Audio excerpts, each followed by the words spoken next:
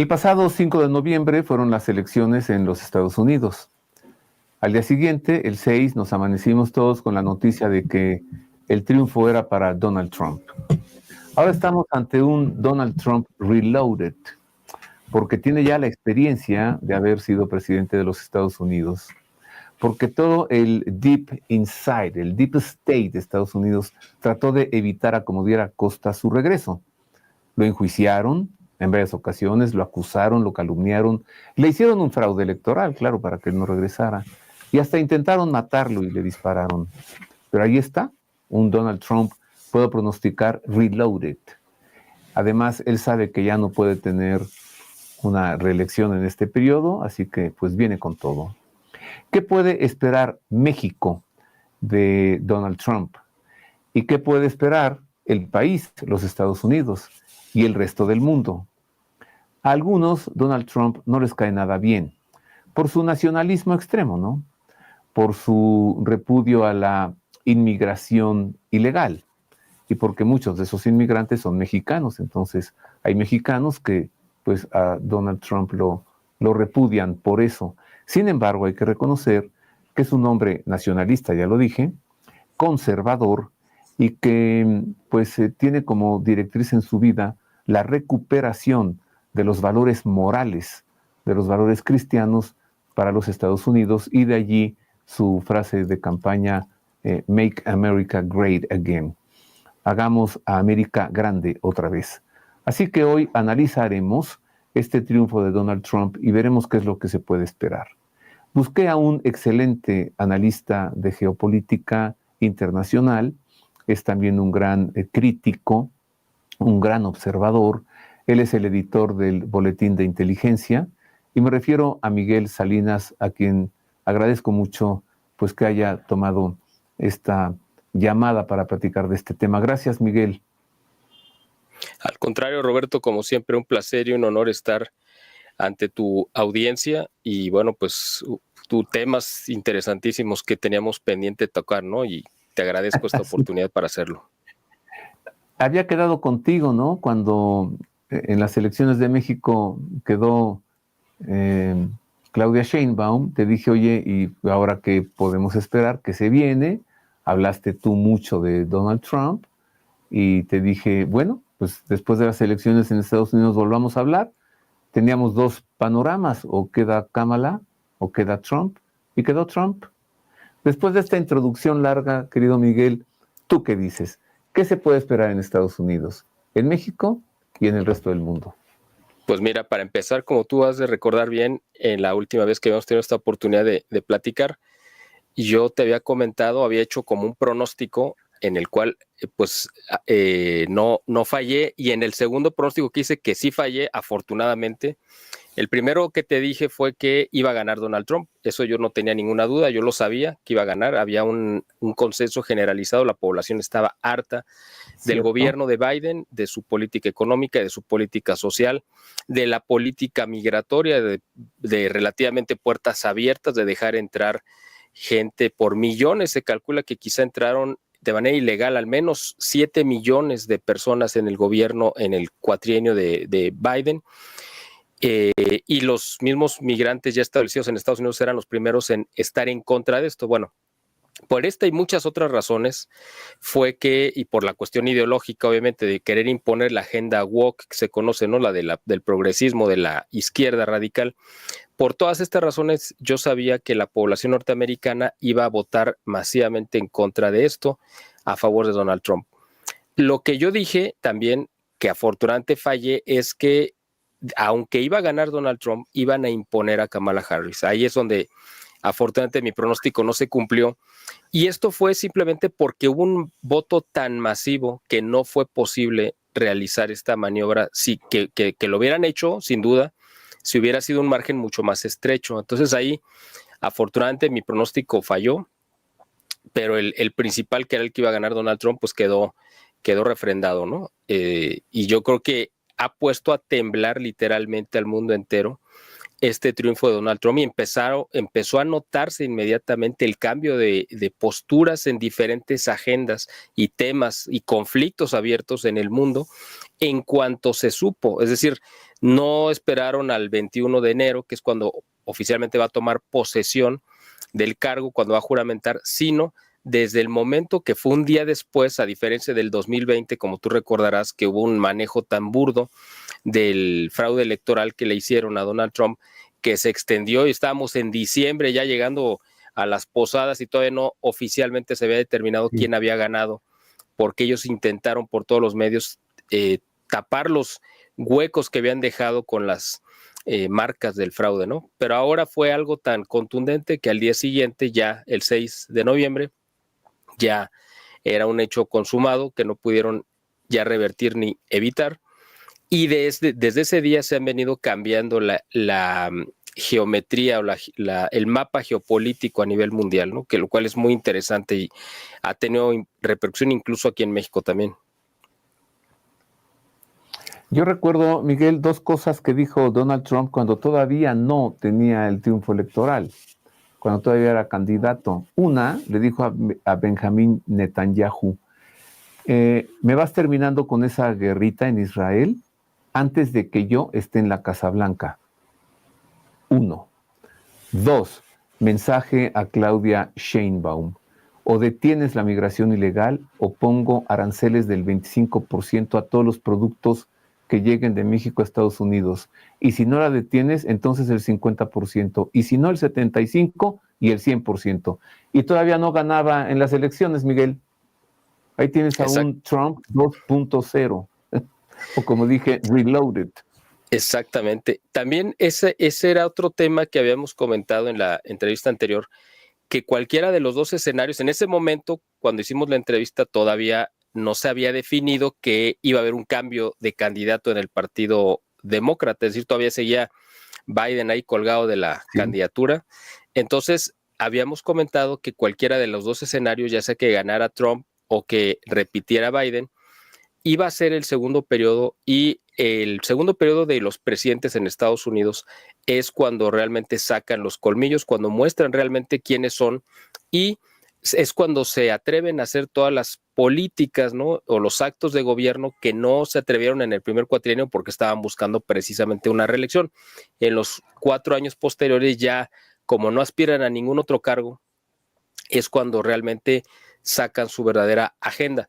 En el caso de Donald Trump, ya había mostrado bastante de ello en su primer periodo y se reservó la parte más intensa o más interesante para este segundo periodo. Y ahora es cuando vamos a ver, como tú perfectamente lo has dicho, un Donald Trump recargado, ¿no? Con esteroides, que va a venir como a una revancha, dicho en el mejor de los términos, no como una venganza, que no es lo mismo. La gente puede pensar que es un sinónimo, pero no es igual. Cuando digo una revancha es precisamente porque le arrebataron en la oportunidad anterior, pues este triunfo que realmente había obtenido, y ahora viene a poner en orden todo lo que descompuso Biden en estos 4 años. Entonces, Biden y Kamala Harris, ¿no? Los dos. Entonces, en el caso, por ejemplo, de todas las dictaduras de izquierda, ya sea de Hispanoamérica o de cualquier otra parte del mundo, están ahorita tronándose los dedos, como decimos en México, es decir, están muy nerviosos porque saben que viene, pero no solamente Donald Trump, sino todo el gabinete que lo va a acompañar y de los nombres que ya se han ido filtrando, que lo van a respaldar en esta encomienda de limpiar literalmente al mundo de la izquierda y el progresismo, porque esa es como su cruzada personal. Puso como secretario de Estado por primera vez en la historia a un descendiente de hispanos, es decir, un hispano que aunque nació en Estados Unidos, pero tiene toda la cultura y de hecho su lengua materna, la primera antes que el inglés, es el español, que es el senador Marco Rubio, hijo de cubanos. Y él, si hay alguien en Estados Unidos que odia verdaderamente con todo su corazón al régimen cubano, al venezolano, a los Castro, a Hugo Chávez, a Nicolás Maduro, por supuesto, y a Daniel Ortega en Nicaragua. y a López Obrador y a Morena, ese es Marco Rubio. Lo ha dicho desde que era senador, cuando no estaba ni siquiera contemplado que fuera a formar parte del gobierno de Donald Trump. Él como senador ya lo había dicho, incluso en un desaire que le hizo López Obrador a Biden en una cumbre que hubo en California, que López Obrador decidió no ir porque no habían invitado a sus amigos, a Miguel Díaz-Canel de Cuba y a Nicolás Maduro, ni al de Nicaragua, ni a Daniel Ortega. Entonces él, en solidaridad, no quiso asistir para boicotearla. Y Marco Rubio dijo, qué bueno que no vino un defensor de estos criminales dictadores y además que le ha entregado su país al narcotráfico. Es decir, ya lo estaba perfilando como una persona indeseable en Estados Unidos, cuando menos desde su óptica, y ahora ya con el poder completo que le da este cargo, que es el segundo en importancia después del presidente, porque está el vicepresidente, pero sabemos que es una figura, digamos, de segundo nivel, porque está en la banca, literalmente, no tiene una actividad real, salvo que muriera el presidente, pero el vicepresidente pues, es una figura más que está ahí como de reserva. Pero el que realmente tiene un peso muy grande es el secretario de Estado, y ha habido momentos incluso en la historia de Estados Unidos, como con Richard Nixon, donde el secretario de Estado pues tiene más poder incluso que el mismo presidente, como fue en el caso de Kissinger, ¿no? Entonces, la posición y el poder que va a tener Marco Rubio, además, refleja que para Donald Trump, en su agenda internacional, que son muchos conflictos, tú mencionaste a Israel, por supuesto, pues está también el tema de Rusia y otros muchos más. En toda esa agenda internacional, el tema prioritario para Donald Trump es Latinoamérica. No es correcto el término, pero para que la gente que hace favor de vernos nos entienda, o sea, Hispanoamérica sería lo correcto. Es donde él quiere ejercer su mayor foco de atención, y para eso puso a Marco Rubio. Entonces yo creo que va a venir una sacudida muy fuerte, que incluso el mismo presidente de Brasil, Lula da Silva, que por supuesto que no es santo de mi devoción ni mucho menos, pero él sabiendo, digo, también con tantos años que tiene ejerciendo la política y ya siendo presidente por segunda vez, habiendo estado preso, etcétera, pues yo creo que bastante sabe sobre estos oficios, y él ya se alineó más con la facción de Estados Unidos y sus intereses, que en ese momento todavía los ejerce el poder Biden, pero él ya se alineó con ellos, que con el bloque de Rusia, China y Sudáfrica, ¿no? Que conforma a los famosos BRICS y la India. Entonces, el mismo Lula ya se está poniendo en modo Trump, y ahora, pues todos los conflictos a nivel mundial pues van a girar hacia esta nueva forma de ver y negociar. El mismo Putin, por supuesto, que fue seguramente de los que más ha de haber celebrado a nivel mundial la llegada de Donald Trump. Eso no lo vimos nosotros ni lo vamos a saber, pero yo estoy seguro que así fue. Inmediatamente se hizo una llamada con Trump y negociaron el fin. Putin sí reconoció que él estaba dispuesto a terminar la guerra con Ucrania si le ofrecían un buen arreglo, ¿no? Es decir, aquí quien va a salir perdiendo, desgraciadamente, bueno, no sé si, bueno, desgraciadamente para la población, pues es Ucrania, porque los metió en una guerra que no debería de haberse metido, porque realmente lo que hizo Rusia fue responder a las agresiones que durante una década estuvo haciendo Europa, Estados Unidos, usando como títere a Ucrania, ¿no? Bueno, es otro tema eso, pero yo creo que Putin no tendría ningún inconveniente en sentarse a negociar y terminar con este conflicto. En el caso de Israel... Y un gran negociador en este asunto sería los Estados Unidos. Oye, claro, mira, el secretario de Estado es el que está gobernando por indicaciones del presidente y es el que hace el trabajo duro, en tanto que el presidente pues sonríe y saluda. Eso ha sido siempre. O el rey, ¿no? Su primer ministro es el que hace las cosas, no aparece, pero es el que está moviendo las cosas. Digo, por lo que nos decías del senador hijo de cubanos. Miguel, te dije hace un momento lo que le dijo el candidato todavía Trump a Benjamín Netanyahu. Me terminas tu guerrita en Israel antes de que yo ocupe la Casa Blanca. ¿Crees que, usando tus mismas palabras, Netanyahu se ponga en modo Trump? Bueno, ahí no es de que quiera, lo va a tener que hacer, por supuesto, ¿no? Netanyahu ha sido un aliado de Trump, pero además sabe que tiene el repudio generalizado de pues, una gran parte de la población de Israel que no lo quiere, porque mucha de la gente de Israel no quiere una guerra, o sea, ya ni siquiera con Palestina o con la Franja de Gaza, o sea, sino con a esta guerra de locura que quiere meterlos Netanyahu, que es contra todo el Medio Oriente, pues obviamente empezando con que ya ha golpeado a Siria, a Líbano, a Irán. Entonces, por supuesto que la población israelí no quiere estar en un conflicto de este nivel y sabe Netanyahu que su único apoyo realmente viene de la Casa Blanca. Entonces no puede, él no tiene un margen de maniobra, un poder como para imponer su agenda aunque quiera. Es decir, va a tener, aunque patalee y lo que sea, va a tener que alinearse a lo que le indiquen en la Casa Blanca. Fíjate que hay un fenómeno muy interesante porque los conecta a todos, los conecta a López Obrador, a Putin, a Netanyahu y a otros muchos, ¿Cómo? que fue la debilidad que ejerció durante 4 años Joe Biden, es decir, su estado mental tan deteriorado, permitió que toda la gente hiciera lo que quisiera. Yo he puesto este ejemplo y creo que ejemplifica muy bien o muestra muy bien, de una manera muy clara, lo que pasó. Haz de cuenta que estábamos en un salón de clases donde está un maestro pues muy estricto y de repente el maestro se sale y entonces todo el salón empieza a gritar, a aventar cosas, etcétera. ¿Por qué?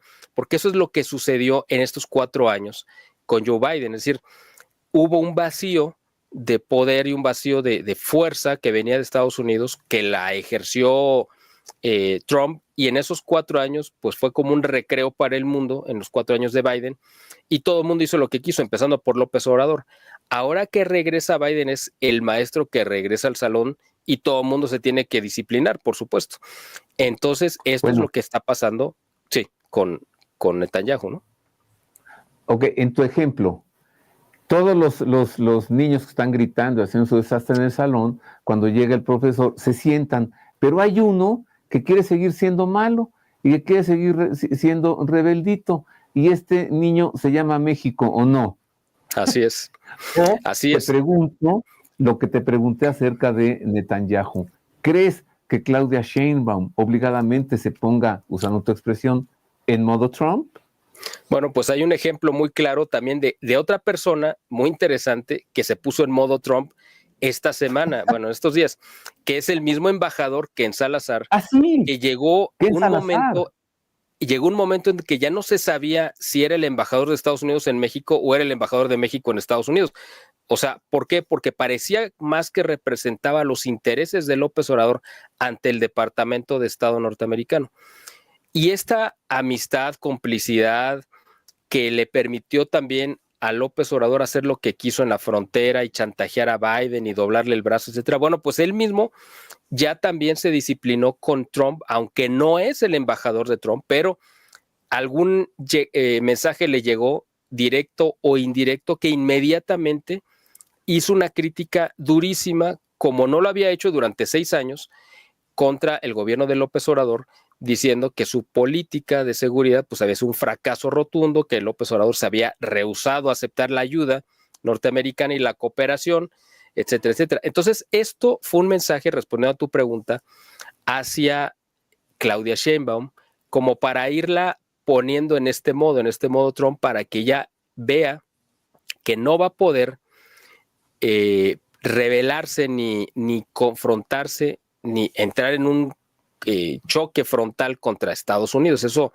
es como lo que hemos visto en algunos videos, cuando un tráiler que se ve una máquina indestructible y pesadísima, pero resulta que choca contra un tren y pues parece como si fuera de papel, porque el tren obviamente es inmensamente más fuerte. Bueno, ese tren se llama Estados Unidos y ese tráiler, por muy pesado que se vea y muy sólido, pues es México.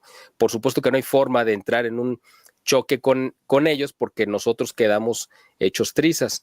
Yo creo que Marco Rubio sí va a venir con toda la fuerza y el respaldo de Trump para actuar directamente contra López Obrador y venir por él a capturarlo, a detenerlo, no solamente a él, sino yo creo que aparte de su grupo de poder que están involucrados hasta el cuello con el narcotráfico. Yo también creo, y no sé si eso lo alcanzamos a comentar en la vez anterior, que la entrega o esta entrega extraña que hubo, captura de Ismael Zambada, fue parte de lo que ellos sabían, de la información que ellos tienen, porque al nivel en el que ellos se mueven, pues tienen pláticas directas incluso con agentes de la DEA y se intercambian información. Yo creo que ellos, él específicamente, previendo que venía un cambio de régimen con Donald Trump, decide entregarse para tener condiciones más favorables y en lugar de esperarse a que venga la intervención militar, porque lo que sí va a pasar seguramente es, como lo hemos comentado en otras ocasiones, el proyecto de designar o de nombrar o de catalogar a los cárteles mexicanos como grupos terroristas, porque de hecho esos son, había estado bloqueado por la administración Biden, que no quería meterse en un conflicto de ese nivel con el gobierno de México. Ahora es al revés.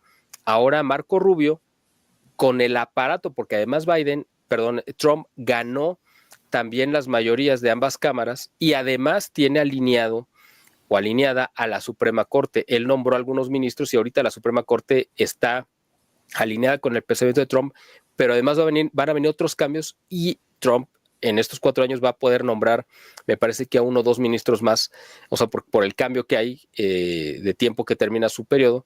Entonces, no va a tener ningún contrapeso que le impida impulsar una propuesta como esta, que él mismo es un convencido de que se tiene que denominar a los grupos terroristas, a los grupos de narcotráfico como terroristas, y eso va a traer como consecuencias que Estados Unidos va a intervenir, literalmente militarmente en México, ya sea a distancia, o sea, es decir, con drones o con misiles o con lo que tú quieras, o directamente con tropa que va a entrar a la frontera y que no le van a pedir permiso a Claudia Sheinbaum, por supuesto.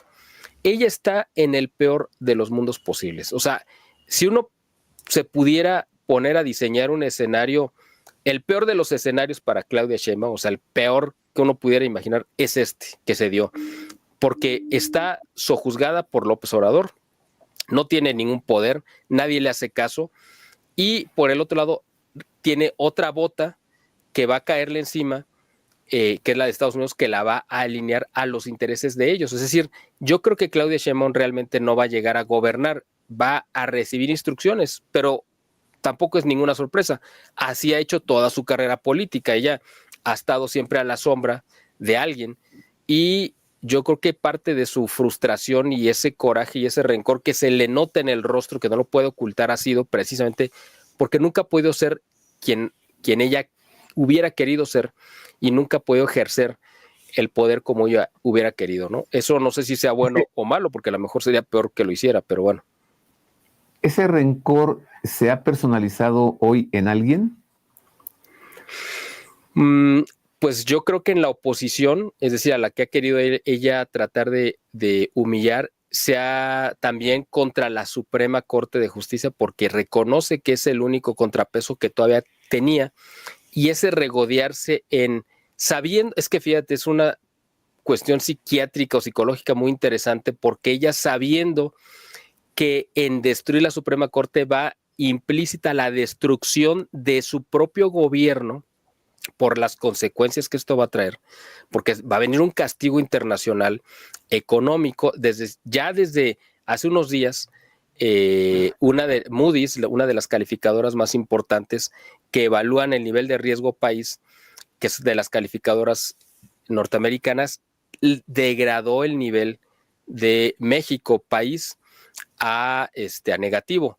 Esto va a traer como consecuencia que yo creo que en cascada van a venir las otras calificadoras a hacer lo mismo. Y ese castigo es por el impulsar la reforma al Poder Judicial. Pero Claudia Sheinbaum se regodea en haberlo hecho, aún sabiendo que ella va a salir perjudicada con eso. También yo creo que se nota en este desdén, quizá desprecio, que va a ser más evidente, yo creo, conforme pasen más más días o semanas o meses contra, por ejemplo, la Iglesia Católica como institución, porque sabe que no está con ella. Es decir, la Iglesia Católica hizo campaña para alertar de los peligros de un triunfo de Morena, entonces ella identifica a la Iglesia como sus enemigos. ¿Le tiene rencor hoy entonces a la Iglesia Católica y a López Obrador? Yo creo que sí, totalmente. Ella debe de guardarle un gran rencor o quizá odio a López Obrador, porque Pero sabe no cómo lo ha humillado. Pero tiene que hacer lo que le está ordenando. Sí, claro. Bueno, ahorita porque está amarrada, ¿no? Esa es yo creo que parte de su frustración. A ver, Miguel, en este embajador de Estados Unidos en México, Ken Salazar, que se acaba de poner en modo Trump, en ese discurso en el que dijo, es un fracaso la política de abrazos no balazos, denunció que López Obrador rechazó la ayuda ofrecida por los Estados Unidos de 32 millones de dólares, pero además, pues no se quedó solo en eso. Denunció los vínculos de López Obrador con los capos del narcotráfico. Entonces, eso me parece que es un prefacio, es un prólogo a lo que viene. O sea, así es. Ken Salazar sabe que Estados Unidos viene por él. ¿Crees que llega tanto Donald Trump? Porque también yo recuerdo que Donald Trump siempre se ha expresado bien de López Obrador. ¿Cómo ves? Mira, se expresó bien de él porque era un lacayo, un sirviente, ¿no? Que no le ponía ninguna objeción a las órdenes que él les mandaba desde la Casa Blanca. Él estaba en su mano blanda todavía, ¿no? Ahorita estamos en la mano dura de Trump, entonces, bueno, pues le servía. Ahorita ya no le sirve para nada y le sirve más como un trofeo de casa, es decir, como una cabeza que vas a colgar en la sala para presumirle a tus amigos, porque al electorado le ofreció que iba a acabar con este flagelo del narcotráfico que está azotando a Estados Unidos, que es un tema muy interesante, muy largo, que además, pues Estados Unidos es el principal, quizá, consumidor de droga a nivel mundial, es el principal mercado, y ellos además son los que nos pidieron en la Segunda Guerra Mundial que empezáramos con el negocio del narcotráfico. Digo, tampoco hay que taparle el ojo a esto, ¿no? Es decir, cuando fue la Segunda Guerra Mundial, las tropas norteamericanas necesitaban heroína y marihuana, etcétera, para mantenerse relativamente tranquilos en el frente de batalla ante una situación de extremo estrés y para usarse como analgésicos, etcétera. Y a quien le encargaron que pudiera estar sembrando este tipo de plantas fue a México, y ya después se cometió un negocio, porque cuando regresaron los soldados ya eran adictos, entonces se convirtió ya en un negocio. Bueno, eso es un tema aparte, pero Donald Trump le ofreció a sus votantes que iba a acabar con este problema que está generando de entrada 110,000 en promedio muertes por fentanilo, que es esta droga creada. Los precursores están hechos en China y se mandan a México, y en México se procesan y se meten a Estados Unidos, y está causando la muerte de 110,000 norteamericanos cada año en los últimos años. Estamos sumando que en el sexenio de López Obrador, él solito, con su complicidad y protección a los cárteles del narcotráfico, López Obrador es responsable directo e indirecto de la muerte de al menos 600 o 700,000 norteamericanos en estos últimos 6 años. Pero además hay que sumarle a los cientos de miles, que no sé si ya sean millones, de personas que han quedado totalmente discapacitadas, y las hemos visto en todo el mundo, las escenas de estas ciudades zombies o de comunidades de gente que vive en la calle, que ya no es consciente, ya perdió por completo su contacto con la realidad, y que pues viven y que han hecho también, que han generado un problema de salud pública, de inseguridad y una serie de cosas en muchas ciudades en Estados Unidos. Entonces, esos problemas, Donald Trump dijo, el culpable es México, pero México, pues es mucha gente. Hay un responsable específico, que era López Obrador, que es el que permitió, toleró e incentivó esto, además de la entrada masiva de migrantes, que la mayoría venían de Venezuela, Cuba y Nicaragua, que López Obrador los llevaba a la frontera para usarlos como un ariete para doblar a Biden. Pues todos esos problemas, gracias a los cuales ganó Donald Trump, pues necesita ofrecerles una solución, porque no ganó simplemente con la promesa de hacer algo y no hacerlo, sino tiene que cumplir con lo que se comprometió. Entonces, la pieza yo creo que más preciada de cacería para Donald Trump es la cabeza de López Obrador y del grupo más cercano de él. Es decir, yo creo que esto sí es una especulación mía, pero vamos a ver si se cumple como fue mis otros pronósticos. Yo creo que no solamente van a nombrar al narcotráfico como grupos terroristas, sino van a nombrar a Morena como un grupo también ligado al narcotráfico, es decir, un grupo narcoterrorista que debe de ser atacado, me imagino. ¿Por qué?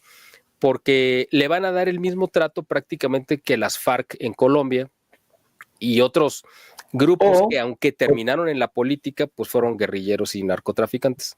Por ejemplo, en Líbano, ese grupo en libanés Hezbollah, o como dicen aquí, Hezbollah, es un partido político en Líbano. Exacto. Pero para Estados Unidos y para Israel es un grupo terrorista. Así es, exactamente. Entonces, ya sabemos que Estados Unidos no tiene problema en declarar a un partido político como un grupo terrorista. Así es.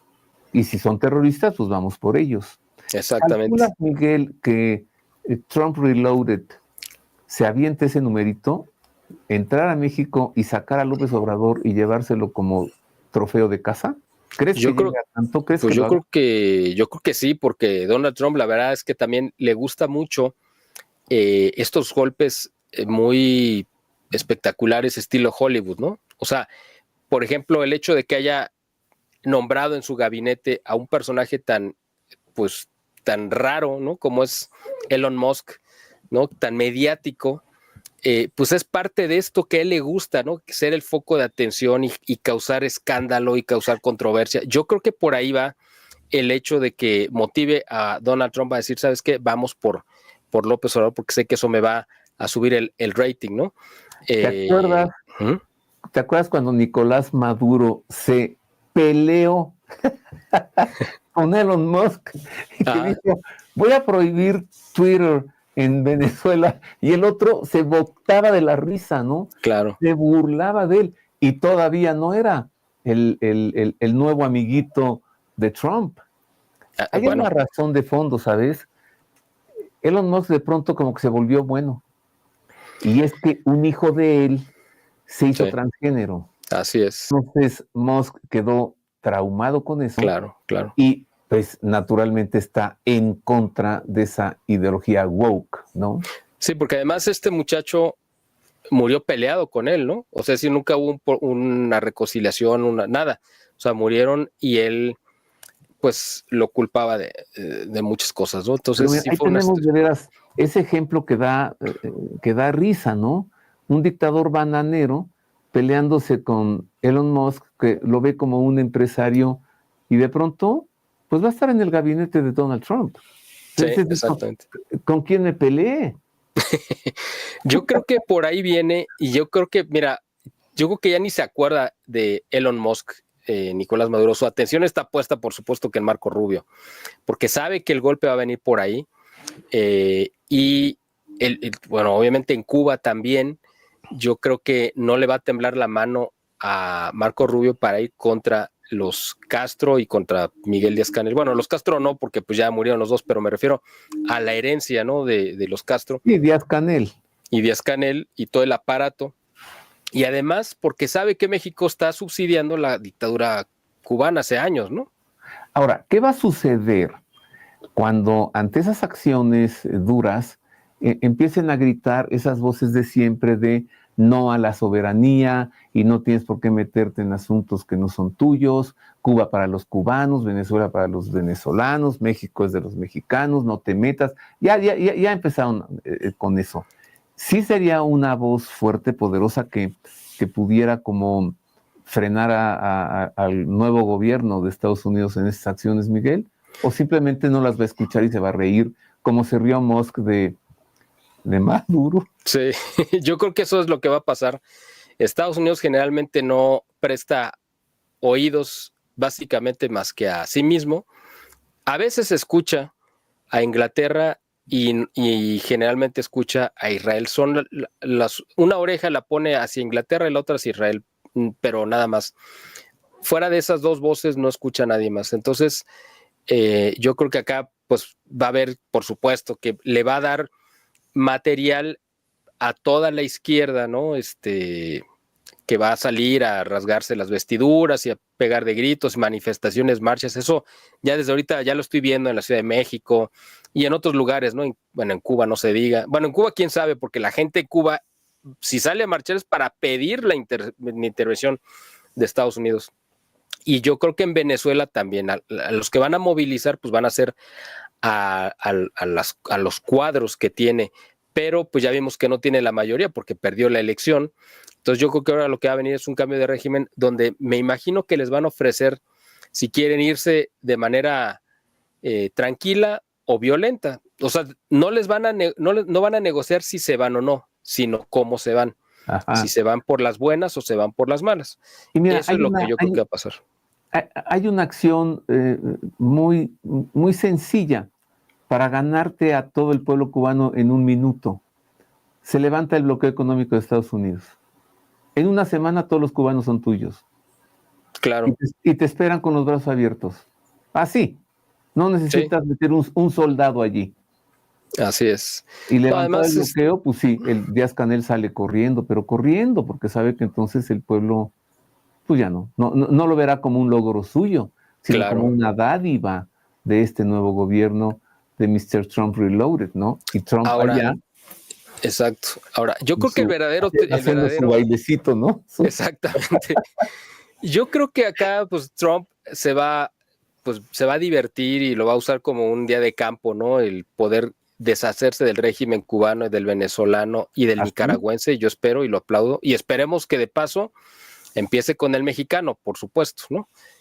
No va a pasar de eso ser un día de campo. Donde yo creo que sí va a venir un conflicto mucho más fuerte es con China. Ahí sí va a haber un conflicto porque ya desde con Biden, lo empezó Trump cuando quiso traer de regreso muchas de las empresas y plantas de ensamble y de producción de China, o sea, de las empresas norteamericanas que estaban en China, traerlas de regreso a Estados Unidos. Fue un proceso muy complicado y muy pocas empresas le tomaron la palabra porque era costosísimo. No el tema de trasladar físicamente las instalaciones, sino la diferencia de costos que era pagarle un obrero en China a pagarle un obrero en Estados Unidos. Entonces, eso pues no prosperó. Después vino esta idea, ya con Biden, de decir, sí tenemos que sacar de China las inversiones norteamericanas, pero no las podemos traer para acá porque ya vimos que no funciona. ¿A dónde los podemos llevar que sea incluso hasta más barato que China? Pues en México. Y tenemos la cercanía y vino esta cuestión que tú recuerdas muy bien de la pandemia, donde se cortaron las vías de suministro de muchos componentes, especialmente los chips y todo esto, que puso realmente una encrucijada a muchas industrias y empresas norteamericanas. Entonces, para evitar eso, dijeron, necesitamos tener nuestras plantas de ensamble y producción en México para que puedan cruzar sin mayor problema y de un día para otro tengamos los productos de este lado de la frontera. Y ahí es donde empieza este proceso que se conoce como la relocalización o nearshoring, que es un proyecto que también Donald Trump lo ve con buenos ojos porque quiere debilitar, obviamente, a China. El problema y lo que ha frenado el nearshoring, porque esto debería de haberse echado a andar ya desde hace 3 años, o más, quizá 3 o 4 años, es decir, desde el 2021. Y lo que lo frenó fue la locura de López Obrador y una persona insana que no les ofrecía ninguna garantía. Ahora, ya sin una Suprema Corte y sin un poder judicial que pueda darle garantía a cualquier inversión que venga a nuestro país, pues es mucho más difícil. Yo pongo un ejemplo y la gente lo entiende muy bien.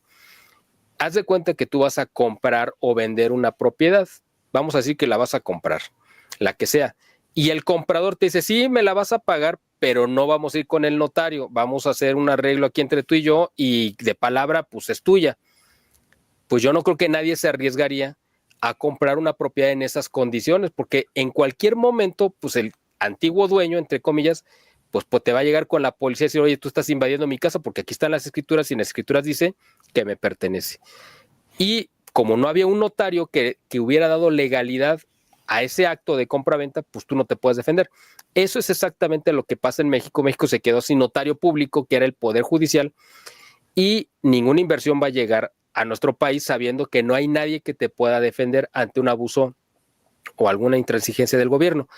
Por eso yo creo que la intervención de Donald Trump no es limitada solamente a combatir a los narcotraficantes, lo cual es muy bueno y sería muy deseable, ni tampoco es solamente para meter a la cárcel a López Obrador, que también sería un acto de justicia, o neutralizar a Morena, que sería lo más deseable, sino también porque necesita echar abajo, de alguna manera, neutralizar o congelar esta reforma al Poder Judicial, porque no pueden permitir que desaparezca uno de los tres poderes, que sería la única garantía que tienen las inversiones para llegar a nuestro país en el momento que les surge traérselas. Es decir, todo se confabuló en contra de Morena y del gobierno, ¿no? El intento de dictadura de López Obrador, porque sucedió en el peor momento posible, con un regreso de Donald Trump en un segundo periodo mucho más fortalecido, con un núcleo de gente muy dura que incluso van a sentarse a negociar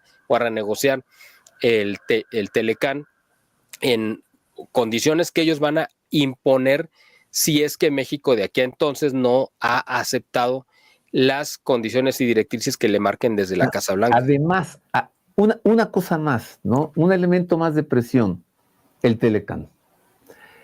Bueno, pues estás diciendo la ecuación, Miguel.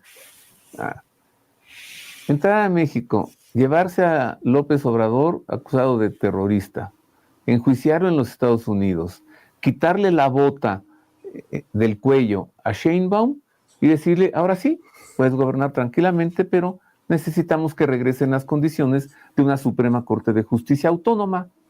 Y yo creo que se van a reunir pronto en enero, probablemente ella va a ir a la toma de posesión de Trump y quizá ahí, fuera del control que puede ejercerse dentro de los aparatos de inteligencia mexicanos que están al servicio de López Obrador, quizá allá ella pueda hablar pues libremente y claramente con Donald Trump y decirle, está esta situación en México y necesito tu apoyo.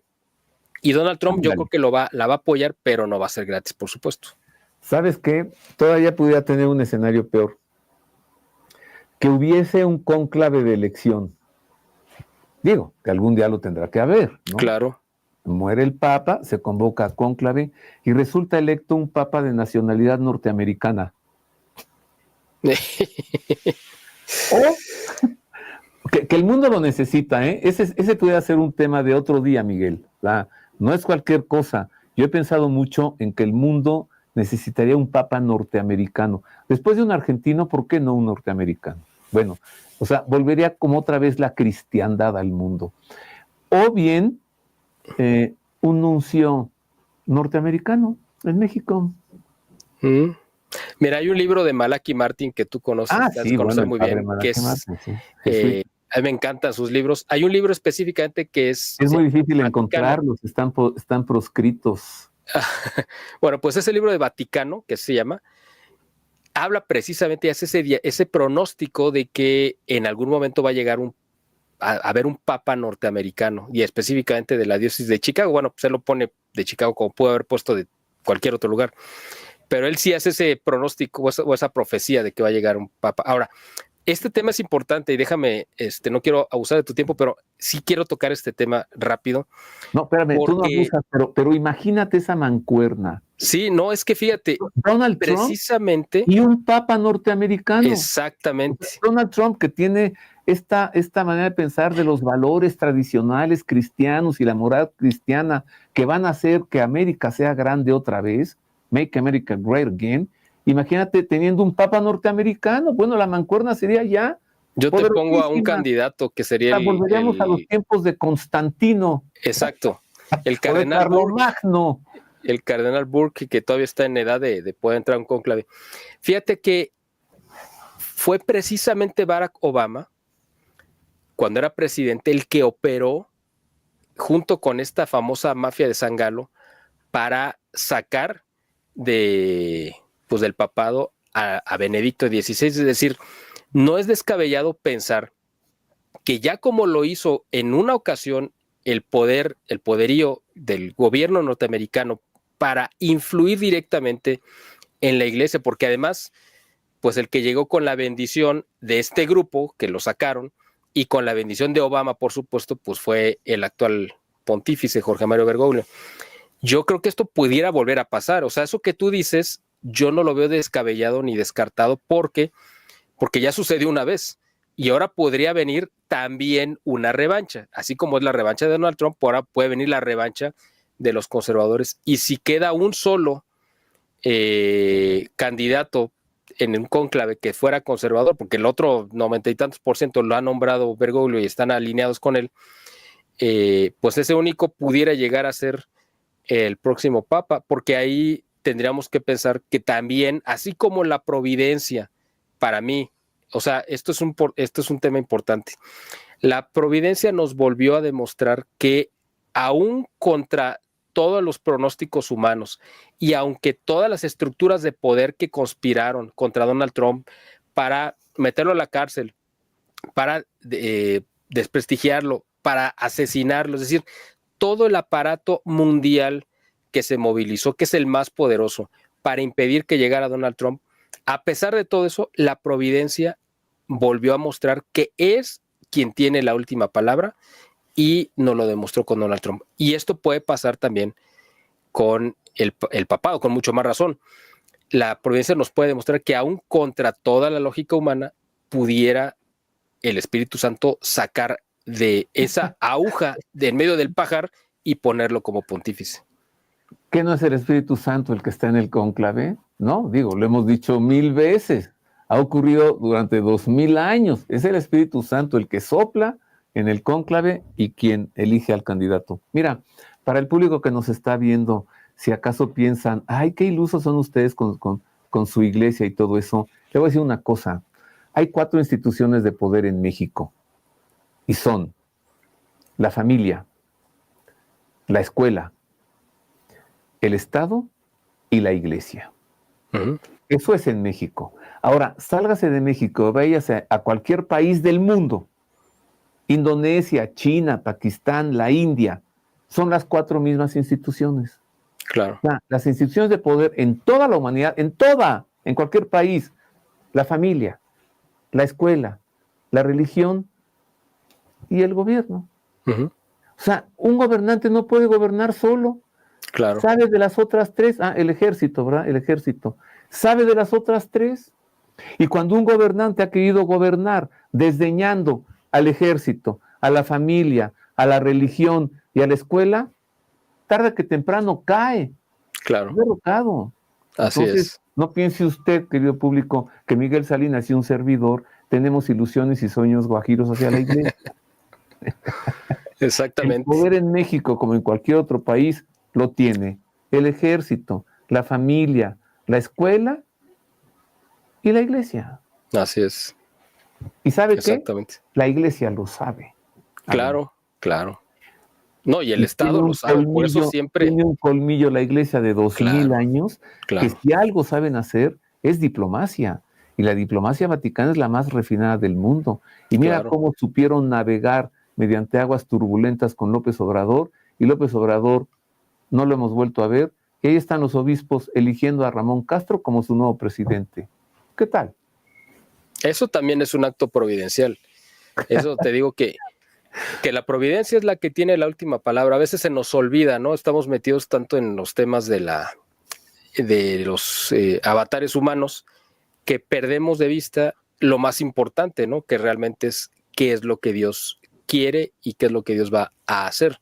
Y eso es lo que va a suceder, ¿no? Independientemente de lo que nosotros queramos hacer o no, la providencia nos demuestra. Y qué bueno, porque fíjate que para mucha gente que no cree, yo espero que esto que está pasando con Trump y este terremoto mundial que va a venir, porque, por ejemplo, nada más de nombrar a Donald Trump como candidato ganador, todavía ni es presidente electo, ya el gobierno de Alemania se derrumbó. O sea, simplemente ¿por qué? Pues porque eran todos aliados a la izquierda y todos operaron contra los partidos de derecha que habían ganado la elección hace unos meses, y ahora ya se está derrumbando.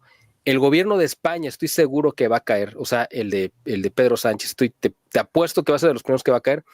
Yo no sé si Macron también, probablemente el de Canadá, de Trudeau también se va, o sea, vamos a ver una cascada de caídas de gobiernos alineados con la izquierda, y va a haber un reacomodo de la geopolítica mundial. Y algo muy importante que no quiero dejar pasar es que Donald Trump es la cabeza de un movimiento y un cambio de conciencia dentro de la política de la sociedad norteamericana. Lo pudieran matar a él, y es la figura carismática y no, es una posibilidad que no se puede descartar, pero esta maquinaria va a seguir actuando porque él echó a andar un proceso de cambio de conciencia, y para eso puso a un Robert Kennedy en la Secretaría de Salud, que es un hombre que está en contra de las, bueno, ya sabes de qué, no lo quiero decir porque si no te pueden tirar el video cuando lo subas a las plataformas, pero ya sabes a qué me refiero, y que es un escéptico, ¿no?, de todo el aparato de los laboratorios del Big Pharma, y está poniendo a la gente que está en contra de esta nueva religión llamada cambio climático.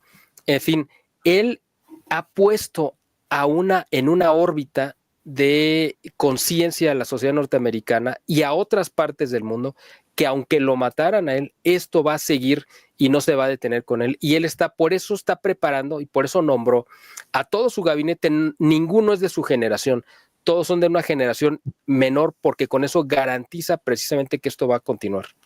Oye, y ya no es el Partido Republicano, ¿te diste cuenta? Claro que ya, no. A Trump los republicanos ya no le importa nada, ahora es MAGA, o sea, así es, exacto. Ya no es un partido, ya es un movimiento. Así es. MAGA, así es. Make America Great Again, lo has dicho.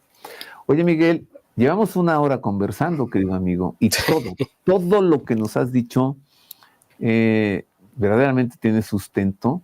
Yo quisiera seguir conversando más contigo, pero tenemos que llegar al final. Te pido conclusiones y además te invito a que nuevamente nos reunamos por este mismo medio hacia finales de enero. Sí. O a principios de febrero, ¿no? Cuando Correcto. ya esté en la Casa Blanca Trump. Vamos a conclusiones, Miguel. Muy bien.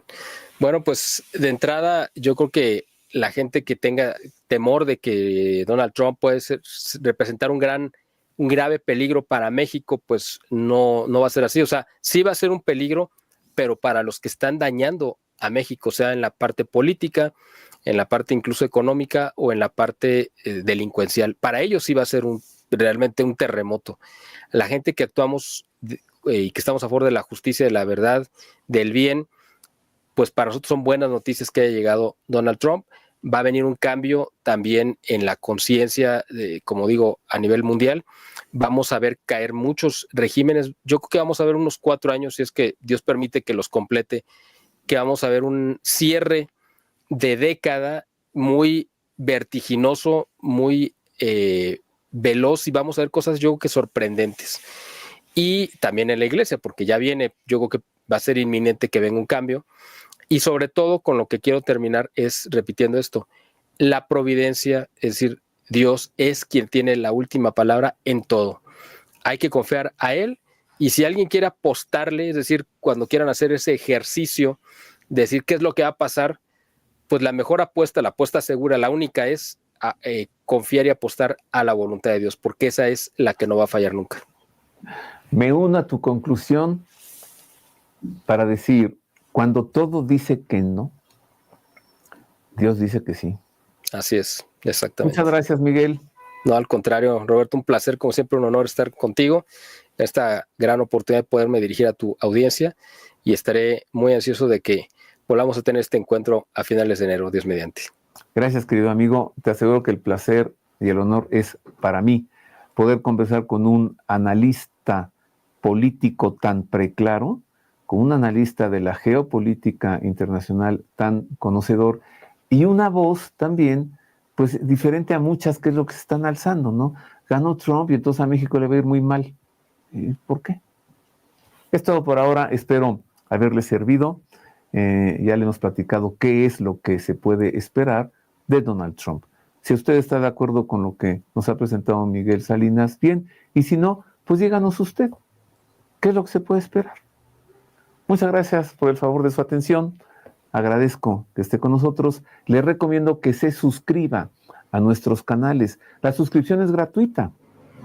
La diferencia es que si usted se suscribe, recibe notificaciones cada vez que subamos algo nuevo y también podrá disfrutar de algún material que en breve estaremos subiendo solo para quienes estén suscritos a nuestros canales, que son dos. Uno, Ver y Creer, y el otro que es este con el nombre de un servidor, Roberto O'Farrill. Gracias, le abrazo de todo corazón y le deseo como siempre que Dios le guarde.